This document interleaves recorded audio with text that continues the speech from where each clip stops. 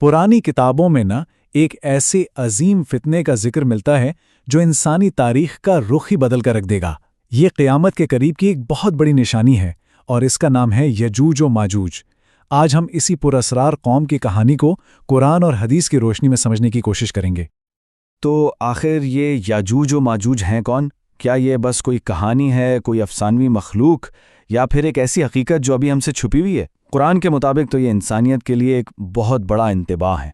चलें मिलकर इस राज से पर्दा उठाते हैं। इस्लामी रिवायात हमें ये बिल्कुल साफ बताती हैं कि याजूज और माजूज कोई और मखलूक नहीं बल्कि ये हज़रत नूह अलैहिस्सलाम की औलाद में से ही हैं, यानी हमारे जैसे इंसान।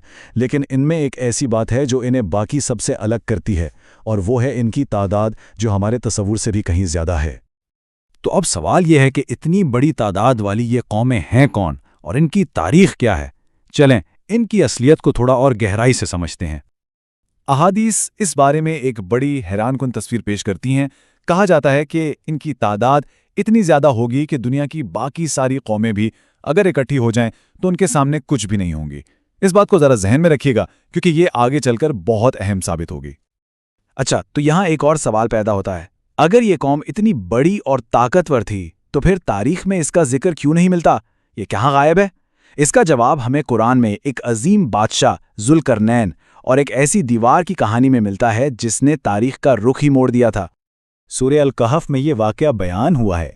जुल्करनैन अपने सफ़र के दौरान एक ऐसी कौम के पास पहुंचे जो याजूज और माजूज के जुल्म और फसाद से बिल्कुल तंग आ चुकी थी। जब उन्होंने इतने ताकतवर बादशाह को अपने सामने देखा तो उनसे इल्तिजा की कि वो उन्हें उन फसादियों से बचाने के लिए कोई दीवार बना दें। और फिर इस दीवार की तामीर का जो तरीका अपनाया गया वो खुद में एक कमाल था।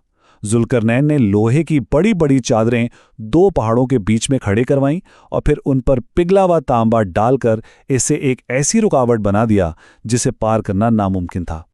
नतीजा एक ऐसी ज़बरदस्त दीवार की शक्ल में निकला जिसे तोड़ना या उस पर चढ़ना याजूज में माजूज के बस की बात नहीं थी। और इस तरह तारीख के इस मोड़ पर इस बहुत बड़े फितने को दुनिया से अलग कर दिया गया। लेकिन यह हमेशा के लिए नहीं था। तो कहानी यहां खत्म नहीं होती। इनकी ये कैद हमेशा के लिए नहीं थी। कुरान और हदीस के मुताबिक उनका दोबारा जाहिर होना कयामत की सबसे बड़ी निशानियों में से एक है। सूरतुल अंबिया की ये आयत इस आने वाले वक्त की बेहतरीन तस्वीर कशी करती है। अल्लाह ताला फरमाता है कि जब वो वक्त आएगा तो याजूज और माजूज पर लगी ये बंदिश टूट जाएगी और वो हर ऊंचाई से एक सैलाब की तरह दुनिया पर टूट पड़ेंगे।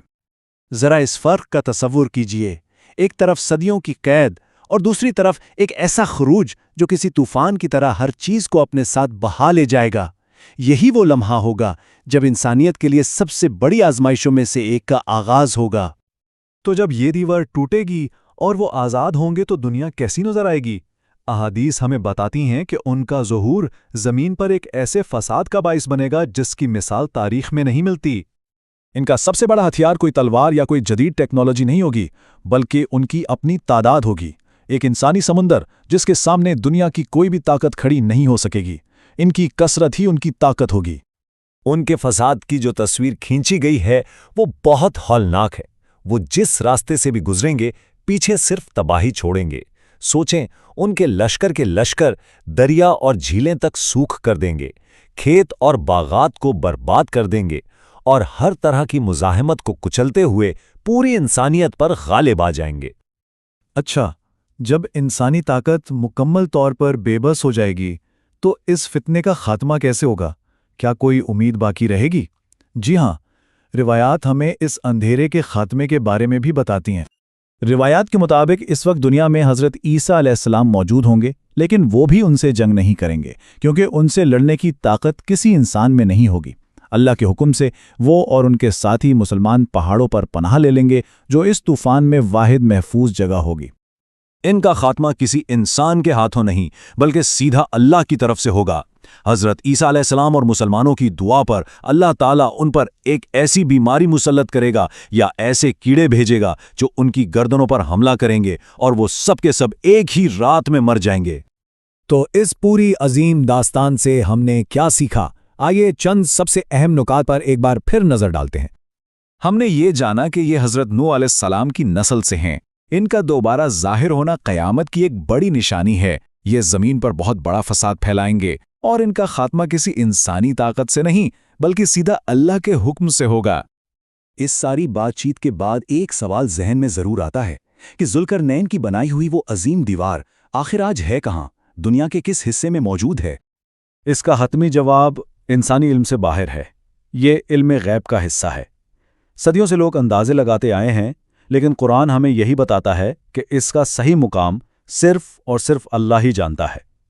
ये एक ऐसा राज है जो शायद इस वक्त तक राज ही रहेगा जब तक इसके खुलने का वक्त ना आ जाए।